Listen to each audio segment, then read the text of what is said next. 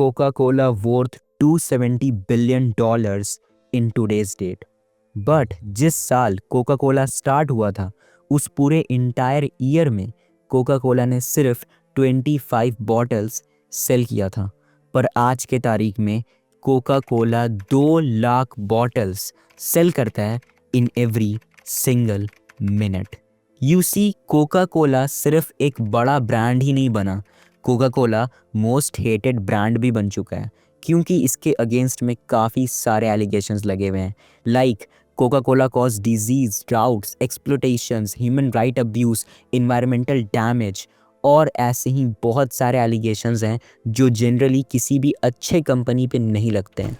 अगर आप Coca Cola या फिर किसी भी अदर कोल्ड ड्रिंक्स को कंज्यूम करते हो तो इस वीडियो में अपना कुछ मिनट लगा दो। आज आपको ये पता लगेगा कि इन सब ड्रिंक्स में ऐसा क्या होता है जो आपको इनसे एडिक्ट कर देता है। जैसे कि मेक्सिको का हाल हो गया है। मेक्सिको में हर एक इंसान ऑन एन एवरेज हर साल 160 लीटर्स कोका कोला के कंज्यूम कर देता है, और ये भी एवरेज है। So let's go on a journey through Coke's disturbing history. Let's uncover that how Coca-Cola really became one of the largest beverage brand ever, and at what cost. Because एक चीज़ तो sure है ना, आप सिर्फ चीनी पानी घोल करके $1 बिलियन एम्पायर नहीं बना सकते हो, पर झूठ बोलकर शायद।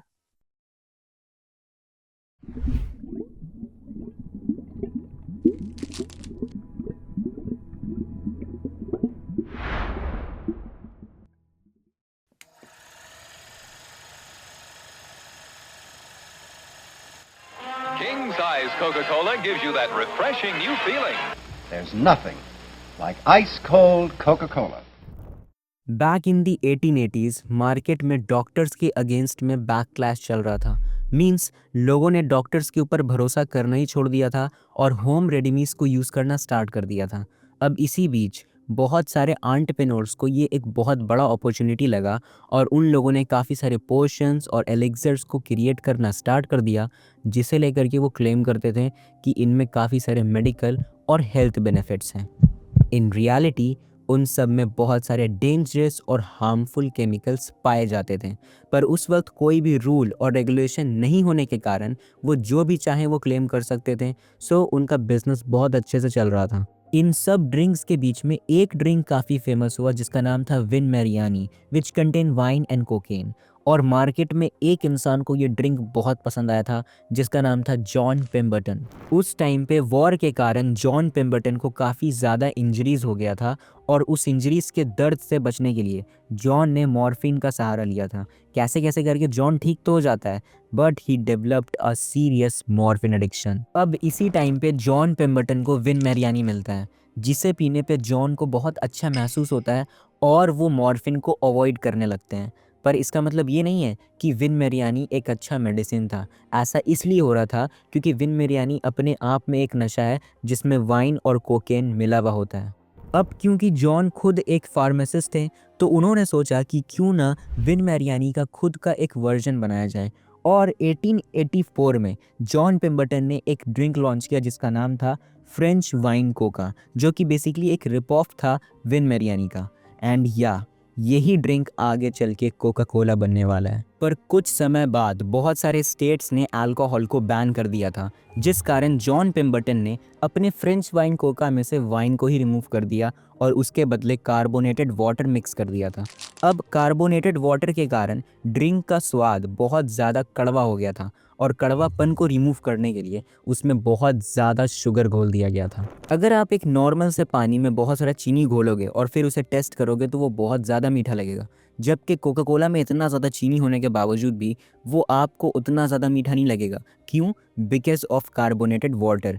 इसके कारण ड्रिंक बहुत ज़्यादा कड़वा हो जाता है और उस कड़वापन को हटाने के लिए इतना ज़्यादा चीनी डाला जाता है। जैसे कि कोक ने अपने ऑफिशियल वेबसाइट पे लिखा हुआ है कि इनके 350 ml वाले कैन में टोटल 40 ग्राम शुगर घोला जाता है। एनीवेज, फ्रेंच वाइन कोका से वाइन हटाने के बाद अब जॉन पेम्बर्टन को इसके नाम से भी वाइन हटाना था, तो इसके लिए उसे नया नाम चाहिए था। जॉन के बुक कीपर फ्रैंक रॉबिन्सन ने जॉन को एक नाम सजेस्ट किया जो था कोका कोला।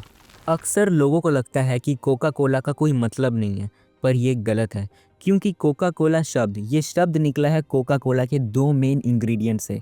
पहला कोका शब्द निकला है कोका लीफ से जिसमें कोकेन होता है, और दूसरा कोला शब्द निकला है कोला नट से जिसमें कैफीन होता है। हमेशा कोका कोला कंपनी बोलती है कि हमारे ड्रिंक में कभी भी कोकेन नहीं था, पर असल में 18s के टाइम पे जब कोका कोला लॉन्च हुआ था उस वक्त इसके अंदर कोकेन पाया जाता था क्योंकि उस वक्त ये लीगल था। पर बाद में 1929 से कोकेन को रिमूव कर दिया गया। फाइनली ड्रिंक में से वाइन हटाने के बाद, उसका नाम कोका कोला रखने के बाद, अब उसे मार्केट में एक मेडिसिन की तरह प्रेजेंट करके बेचा जाने लगा। इसका ऐसा फ़ायदा बताया जाता था कि इससे आपका हेडेक सही हो सकता है, इससे आपका ब्रेन शार्प हो सकता है, और ऐसे ही बहुत सारी बकवास बात। बट कोका कोला का प्रॉब्लम ये था कि वो ज़्यादा सेल्स नहीं कर पा रहा था, क्योंकि यही सब क्लेम बहुत सारे और भी मेडिसिन उस वक्त मार्केट में कर रहे थे, तो कोका कोला उन सब के बीच में स्टैंड आउट नहीं कर रहा था। एंड अनफॉर्चुनेटली 1888 में जॉन पेम्बरटन का डेथ हो जाता है ड्यू टू स्टमक कैंसर। पर जॉन ने कभी भी नहीं सोचा होगा कि उसने दुनिया के लिए कितना बड़ा जहर बना दिया है।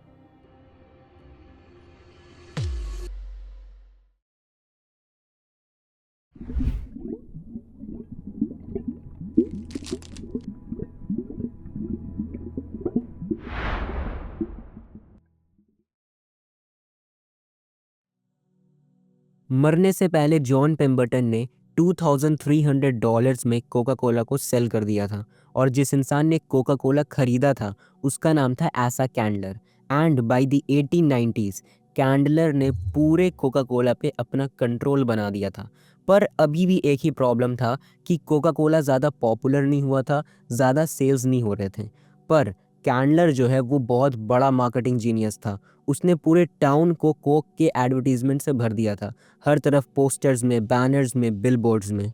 इन सब के बीच में एक मार्केटिंग स्ट्रैटेजी सच में काफ़ी अमेजिंग था, जब कैंडलर ने काफ़ी सारे मेडिकल स्टोर्स को कांटेक्ट करके उनको कोका कोला के फ्री कूपन्स बांटने के लिए दे दिए। मतलब अब कोई भी इंसान उन मेडिकल स्टोर्स में जा कर के दवाई खरीदेगा तो उसे कोका कोला का फ्री कूपन मिलेगा, जिसे दिखा करके वो फ्री में कोका कोला ट्राई कर सकता है। और एक बार कोका कोला को टेस्ट करने के बाद हर एक इंसान को उसकी लत लगनी ही लगनी है।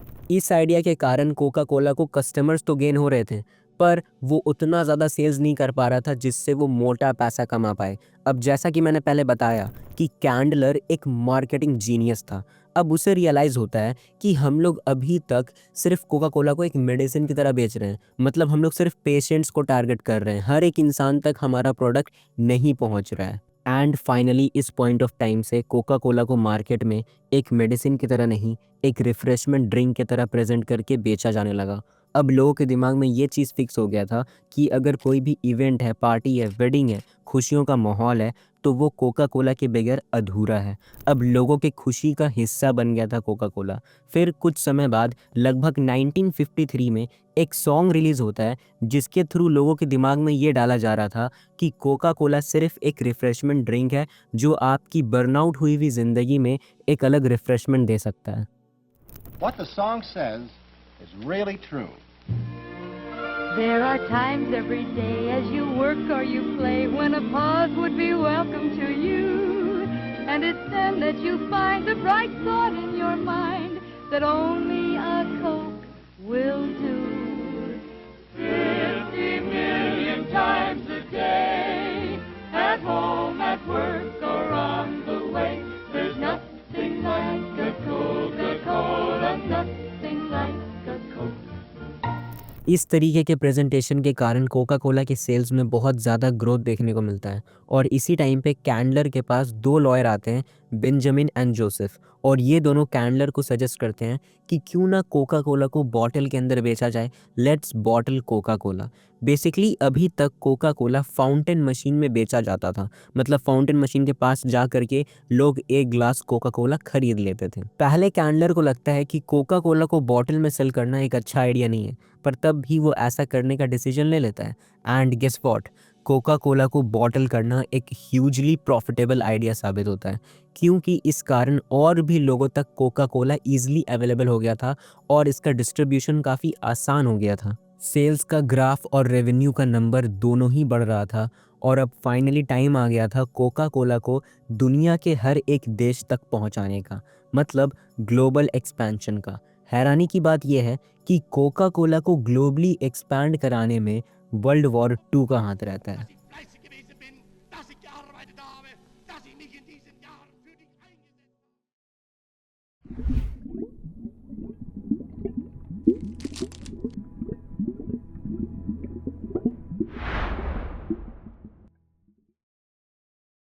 Just right after world war 2 started, Coca Cola ने अनगिनत स्टडीज़ पे अपना पैसा इन्वेस्ट किया था, जिस स्टडी से ये प्रूफ हो सकता है कि कोका कोला के बहुत सारे बेनिफिट्स हैं और ये यूएस मिलिट्री के लिए एक एनर्जी बूस्टर साबित हो सकता है। एंड गवर्नमेंट इस बात से एग्री भी कर जाती है because Coca Cola spend huge amount of money on lobbying the government. But Coke didn't stop here. उस टाइम पे कोका कोला के प्रेसिडेंट ने खुद कहा था, we will see the every man in uniform gets a bottle of Coca Cola for 5 cent where ever he is and what ever it cost our company. अब obviously 5 cent per bottle ये deal Coca Cola के लिए घाटे का सौदा था, पर business world में एक नियम है, उसके अकॉर्डिंग अगर आपको लॉन्ग टर्म में पैसा कमाना है तो शॉर्ट टर्म में थोड़ा बहुत आपको लॉस झेलना पड़ता है। और यही सेम केस कोका कोला के साथ भी देखने को मिलता है। एक तरफ वो लोगों के नज़र में, खास करके यूएस मिलिट्री के नज़र में, एक बहुत अच्छा ब्रांड बन गया था, एंड दूसरी तरफ behind the scenes Coca Cola ने गवर्नमेंट का हेल्प लेकर के समुंदर के बाहरी हिस्सों में भी कोक के सप्लाई को चालू कर दिया था। And during the war 64 Coke bottle plants were set up around the world in different continents. किसी भी ब्रांड को फेमस करने में उसके कस्टमर का हाथ होता है, और कोका कोला का सबसे बड़ा कस्टमर हो चुका था यूएस मिलिट्री। अब यूएस की आर्मी जहाँ कहीं भी जाती थी वो वहाँ के लोकल लोगों के साथ कोका कोला को शेयर करती थी। इस कारण कोका कोला को एक्स्ट्रा सेल्स मिलने स्टार्ट हो गए थे। फिर कोका कोला ने वॉर टाइम एड्स भी बनाना स्टार्ट कर दिया, जहाँ पर आर्मीज़ लोग को कोका कोला पीते हुए दिखाया जाता था। एंड आज के तारीख में पूरी दुनिया में सिर्फ 2 देश है जो कोका कोला सेल नहीं करता है, पहला नॉर्थ कोरिया और दूसरा क्यूबा।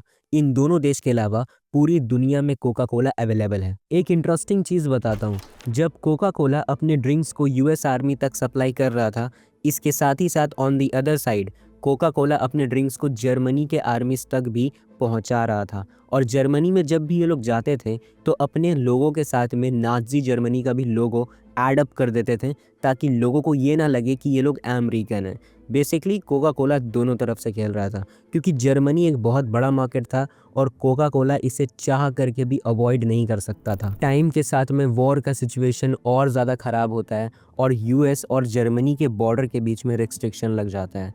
अब यूएस से जर्मनी में कोका कोला सिरप सप्लाई होना बंद हो गया था। कोका कोला प्लांट के मैनेजर मैक्स किट ने सोचा कि क्यों ना हम लोग अपने फॉर्मूलाई को चेंज कर देते हैं जो बिना कोका कोला सिरप के ड्रिंक क्रिएट कर पाए। तो इसके लिए उसने काफ़ी सारे फ्रूट फ्लेवर को चुना, लाइक एप्पल फाइबर और फ्रूट लेफ्टओवर्स, और इन सब को मिला करके फाइनली जन्म होता है फैंटा का। फैंटा फिर बाद में बहुत ज़्यादा पॉपुलर भी होता है, और अभी के टाइम पे कोका कोला के कितने सारे ड्रिंक्स हैं, Fanta, Limca, Sprite, Thums Up etcetera. पर कोका कोला की कहानी इतनी ही सिंपल और स्ट्रेट फॉरवर्ड नहीं है। कोका कोला असल में दिखाता कुछ और है और वो है कुछ और। Now let's uncover why Coca Cola is evil. Before we move to the next chapter, मैं बस एक छोटा सा रिक्वेस्ट करना चाहूँगा। Creating this kind of high quality videos is really challenging. तो अगर अभी तक आप इस वीडियो को देख रहे हो, इन्जॉय कर रहे हो, तो प्लीज़ यार वीडियो को लाइक कर दो और चैनल को ज़रूर से सब्सक्राइब करके बेल आइकन पे क्लिक कर देना, क्योंकि अभी मैं और भी बड़े प्रोजेक्ट्स पे काम कर रहा हूँ। तो जब वो पब्लिक हो जाए तो मेक श्योर कि आप उसे मिस ना करो। Now let's back to the story.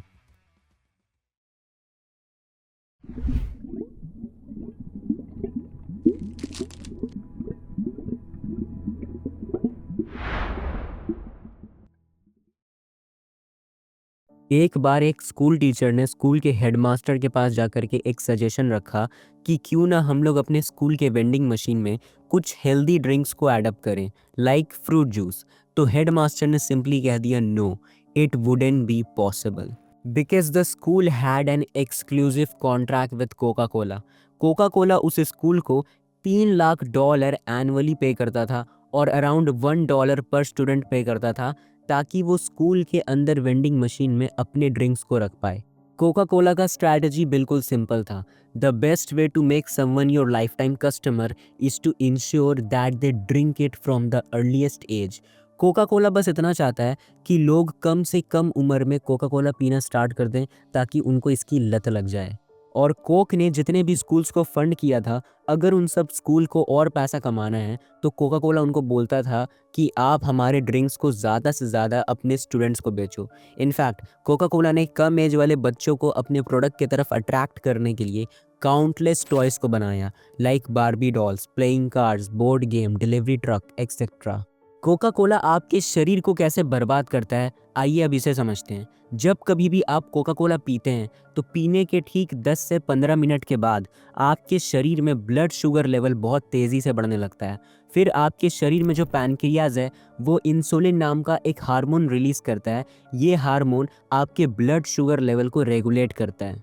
15 से 30 मिनट के बाद कोका कोला के अंदर जो कैफ़ीन है वो आपके ब्रेन को स्टिमुलेट करेगा, जिस कारण आपके शरीर में एनर्जी एकदम से बढ़ जाएगा। और तो और आपका डाइजेशन स्लो हो जाएगा, क्योंकि शरीर में ह्यूज अमाउंट में शुगर भरा हुआ है, तो बॉडी सबसे पहले शुगर को प्रोसेस करने पे ध्यान देगा। और इसी कारण जो लोग ज़्यादा कोक पीते हैं उन्हें कॉन्स्टिपेशन तक हो जाता है। और लगभग 1 घंटे के बाद कोका कोला का असर होना ख़त्म हो जाता है, ब्लड शुगर लेवल नॉर्मल हो जाते हैं और कैफ़ीन का असर भी ख़त्म होता है, तो आपके शरीर में जो एनर्जी था वो भी ख़त्म हो जाता है। पर लॉन्ग टर्म में ये बहुत ज़्यादा बर्बाद कर देता है आपके शरीर को, क्योंकि आपका वेट गेन ज़्यादा हो सकता है और काफ़ी सारे डिजीज़ेज़ का रिस्क बढ़ जाता है, जैसे कि heart disease, diabetes and even cancer. Body पे इस टाइप का इम्पैक्ट सिर्फ कोका कोला के कारण ही नहीं होता है। आप मार्केट में कोई सा भी कोल्ड ड्रिंक उठा लो या फिर कोई सा भी एनर्जी ड्रिंक उठा लो, चाहे वो स्टिंग एनर्जी ड्रिंक हो या फिर रेड बुल हो, हर एक कोल्ड ड्रिंक का बॉडी पे यही इम्पैक्ट होता है।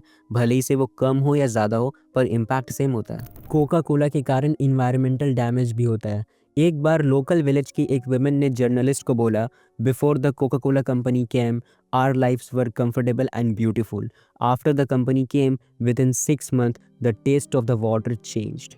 किलर कोक के नाम से एक कैंपेन चल चुका है कोका कोला के अगेंस्ट में, जिसका ऑफिशियल वेबसाइट भी अवेलेबल है। अब जब आप इस वेबसाइट पे आओगे तो आपको कोका कोला के काफ़ी सारे क्राइम्स देखने को मिलेंगे, जैसे कि कोलंबिया में कोका कोला ने काफ़ी सारे यूनियंस को टॉर्चर किया, किडनैप किया, मर्डर तक किया। World of Killer Coke is in Colombia, where Coca-Cola bottlers are involved in the systematic intimidation, kidnapping, torture, and murder of union leaders in efforts to crush the union Sinatra. killercoke.org पे जब मैं browse कर रहा था तो वहाँ पर मुझे एक सॉन्ग मिला जो करीब यूट्यूब पे 18 साल पहले अपलोड हुआ था, जिसका नाम था Coke is the drink of dead squad.